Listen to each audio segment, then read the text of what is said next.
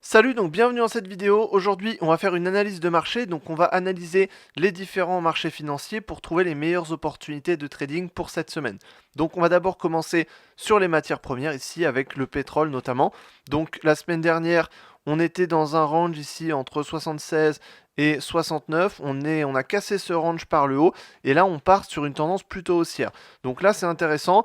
On a une opportunité qui peut être intéressante à l'achat. Pourquoi? Parce qu'on a cassé le niveau des 76. C'était un niveau de support, on avait rebondi une fois dessus, deux fois dessus. Dans le passé, c'est également un niveau sur lequel on avait rebondi. On l'avait cassé fortement, on était resté en dessous, sous les 76, on avait rebondi sur 69, et ensuite on recasse les 76 à la hausse, cette fois-ci sur une tendance haussière.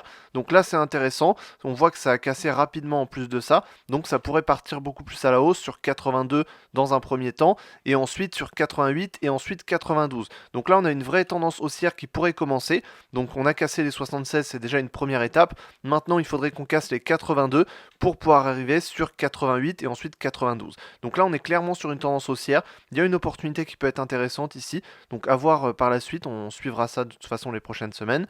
Ensuite, sur l'or, donc on a eu une tendance haussière, on est parti à la hausse, on a rebondi sur 2680. Donc pour l'instant, ça range, on est resté sur ce niveau-là à peu près. Ça range, il ne s'est pas passé grand-chose, on est légèrement baissier, mais vraiment très légèrement. On voit qu'on a une droite de tendance qui a commencé à se créer ici. Si on la casse et qu'on valide une cassure en dessous, ça pourrait nous indiquer une possible correction. Donc si on corrige, on pourrait revenir au maximum sur 2530, donc le niveau de résistance qu'on avait cassé ici. Donc on pourrait arriver sur ce niveau, ou alors 2600, qui est également un niveau important qu'on pourrait tracer ici. Donc pour l'instant, on pourrait partir sur une petite correction baissière sur 2600, 2530 pour ensuite repartir à la hausse. Donc de toute façon, sur le long terme et le moyen terme, on reste sur des tendances haussières. Maintenant, sur le court terme, on pourrait peut-être corriger un peu plus à la baisse, donc à voir ce qui va se passer. En tout cas, voilà, pour l'instant, c'est pas forcément le meilleur moment pour entrer à l'achat, mais si on a une correction baissière sur 2600, 2530, ça pourrait être intéressant de rentrer à l'achat.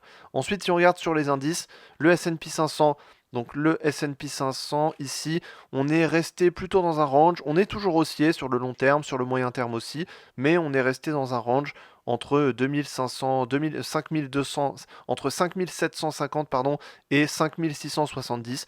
On est resté dans ce range. Donc tant qu'on casse pas d'un côté ou d'un autre, on n'a pas de vraie tendance qui se dégage. Si on casse à la hausse, on part sur une tendance haussière. Si on casse à la baisse, on part sur une tendance baissière. Pour l'instant, on reste dans un range, donc c'est pas forcément très intéressant. Si on regarde le Nasdaq, lui est resté, voilà, plutôt petite correction. On reste dans une correction, on reste plutôt sur une tendance haussière de toute façon, et on va attendre que la tendance haussière continue pour qu'on atteigne le niveau le plus haut historique de juillet 2024. Donc le Nasdaq va rattraper son retard petit à petit. Si on regarde le Dow Jones, un peu comme le S&P 500, ça a stagné. On est au-dessous des 42 400, au-dessus des 41 600, ça stagne pour l'instant, donc c'est pas forcément très intéressant. Il faut attendre qu'il y ait un peu plus de volatilité. On va attendre surtout qu'il y ait une tendance qui se dégage d'un côté ou de l'autre. Dans ce cas, ce sera plus intéressant. Si on regarde ensuite le CAC 40, ici le CAC 40, on était légèrement baissier, on a corrigé un petit peu.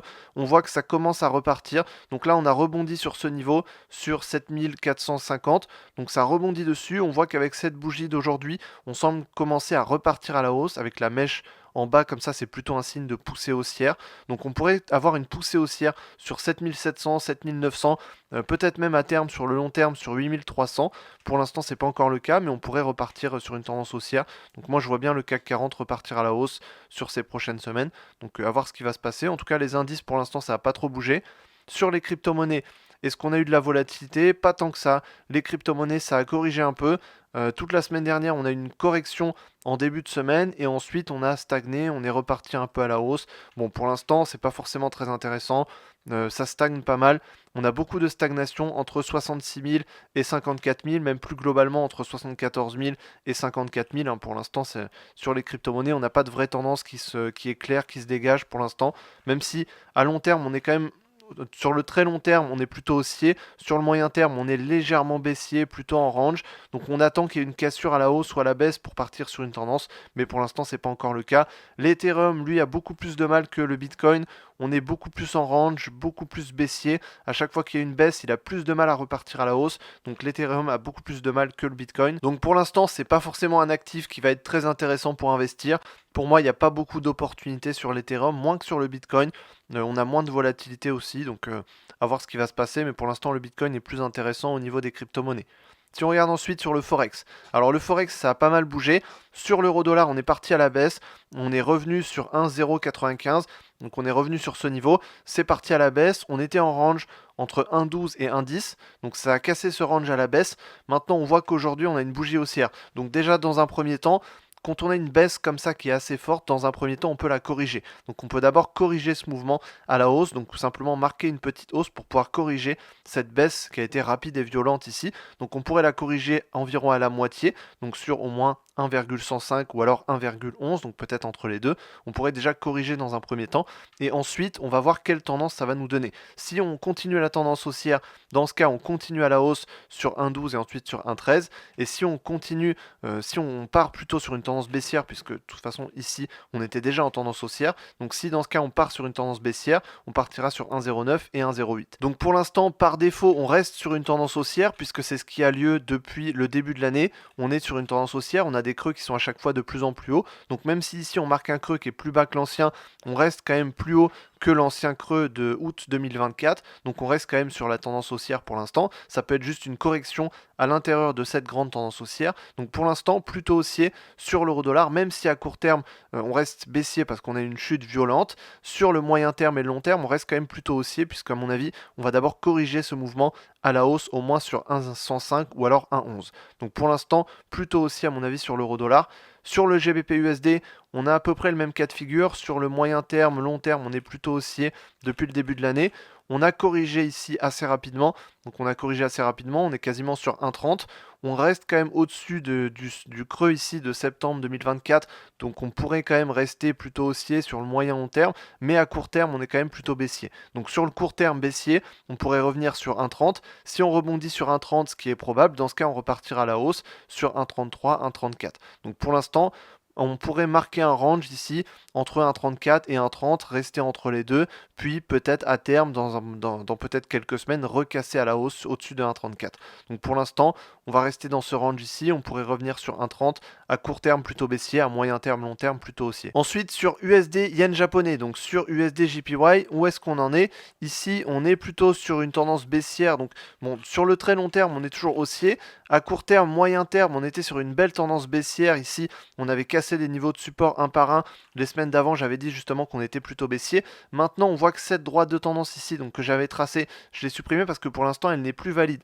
On a invalidé cette droite de tendance, on a cassé le range ici qu'on avait créé au niveau des 146, 147. On est reparti au-dessus. Donc là, soit on fait un élargissement du range sur la borne des 149, 150, ce qui est tout à fait possible, donc 150, ce niveau-là, soit on repart sur la tendance baissière. Donc pour l'instant, dans un premier temps, on pourrait déjà corriger ce mouvement, un peu comme sur les autres paires. On va d'abord corriger ce mouvement sur 145, peut-être 146, 145, et ensuite, soit on casse les 150 à la hausse et on part sur une tendance haussière. Dans ce cas, ça voudrait dire invalider cette cassure ici et invalider cette tendance baissière, puisque pour l'instant à long terme on est plutôt sur la tendance baissière puisqu'on avait cassé cette droite de tendance haussière. Donc pour l'instant on pourrait invalider donc cette droite de tendance si on repart à la hausse. Maintenant à mon avis on pourrait continuer, donc rebondir sur 149, 150, peut-être stagner un peu, peut-être 1 ou 2 semaines sur ce niveau, et ensuite repartir à la baisse pour viser 140 et ensuite 138. Donc sur le court terme, plutôt baissier, et sur le moyen et long terme, également plutôt baissier, puisqu'on avait quand même cassé cette droite de tendance, on avait une belle cassure ici, on a une tendance baissière qui avait commencé ici, donc à moins qu'on casse vraiment les 150, 152 à la hausse, dans ce cas on repartira et on invalidera cette cassure, mais pour l'instant elle n'est pas invalidée puisqu'on n'est pas passé au-dessus de ce niveau encore, donc pour l'instant je resterai baissier plutôt sur l'USD yen japonais. Ensuite sur USD CHF, pareil, on a à peu près le même cas de figure. On avait ici un range qui s'était créé, on est reparti à la hausse ensuite, on a cassé le niveau des 0,854, donc on a cassé ce niveau-là. On a une belle bougie baissière aujourd'hui, ce qui pourrait nous faire dire qu'on pourrait quand même réintégrer pour repartir à la baisse.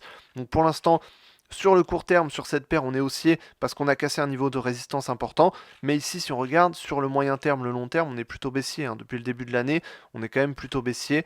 Donc à voir ce qui va se passer. Mais à mon avis, on pourrait tout à fait réintégrer pour réintégrer la tendance baissière suite à ça et ensuite casser les 0,84. Donc si on part à la hausse Dans ce cas, on rejoindra les 0,875.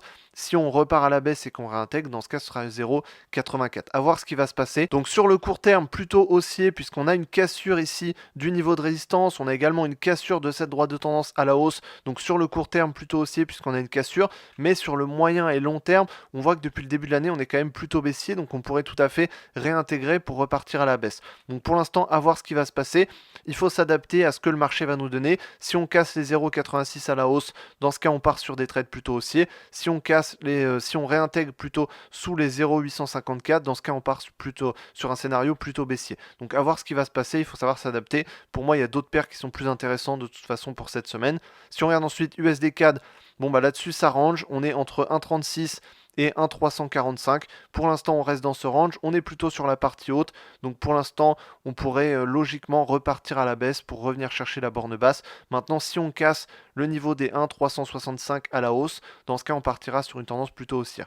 Donc pour l'instant, à voir ce qui va se passer. Si on casse la résistance, on part à la hausse. Si on casse pas la résistance, on part à la baisse sur le trading de range simplement. Et ensuite, si on regarde l'AUD-USD, qui lui peut être intéressant, on a un bon scénario sur l'AUD-USD, donc dollar australien. On voit qu'on avait cassé la droite de tendance à la hausse, donc on n'est plus sur une tendance haussière, mais on repart à la baisse ici. Donc on a cassé les 0,69, on repart sur 0,68, donc là on part à la baisse. Donc pour l'instant, scénario plutôt baissier. À court terme, on est baissier. À moyen terme, on est également baissier, puisque pour l'instant on est en période de correction. Il y a juste à long terme qu'on est plutôt haussier, parce qu'on a quand même des creux qui sont de plus en plus hauts à chaque fois. Donc on pourrait suivre cette même logique et repartir à la hausse. Mais pour l'instant, on est plutôt dans la phase descendante. Donc il y aura une phase descendante comme ça, et après on repart à la hausse. Donc pour l'instant, phase descendante, donc à court et moyen terme, on reste plutôt baissier. Donc l'AUD plutôt baissier avec un objectif à 0,67, voire même à 0,665 si on atteint ici ce plus bas ici. Donc selon moi, cette semaine, on a des opportunités de trading sur l'euro-dollar avec la hausse ici. On a eu une baisse qui était très rapide sur l'euro-dollar et on pourrait tout à fait venir corriger ce mouvement, donc au moins à la moitié, au moins à 1,105. Donc ici, on a un très bon ratio. Si on met un stop sous les 1,095 avec un objectif à 1,105, on a un très bon ratio. Ça peut être un très bon trade à l'achat sur l'euro-dollar. Ensuite, on a une opportunité sur l'AUD-USD. On est venu corriger le mouvement aussi ici à la baisse. Donc on a une baisse très rapide sur l'AUD-USD. Donc ça peut être intéressant de prendre un trade à la baisse avec un objectif à 0,67 ou alors 0,665, donc plutôt baissier. Et ensuite sur le pétrole, on est venu casser le range ici sous les 76. On a cassé les 76 à la hausse. Donc pour l'instant, on a une tendance haussière qui commence et on pourrait arriver sur 88, voire même sur 92, donc dans la tendance haussière. Donc là, il y a une vraie tendance haussière qui peut commencer et ça peut être très intéressant à la hausse. Voilà, donc j'espère que je t'ai aidé dans cette vidéo à mieux comprendre les différents actifs pour mieux trader cette semaine. Si tu veux en savoir plus sur le trading, tu as tous les liens en description. Tu as notamment une formation complète pour apprendre le trading et apprendre ma stratégie de trading pour générer des revenus avec le trading. Donc tous les liens sont en description, c'est entièrement gratuit. Donc j'espère que je t'ai aidé et je te dis à la prochaine dans une autre vidéo. Salut!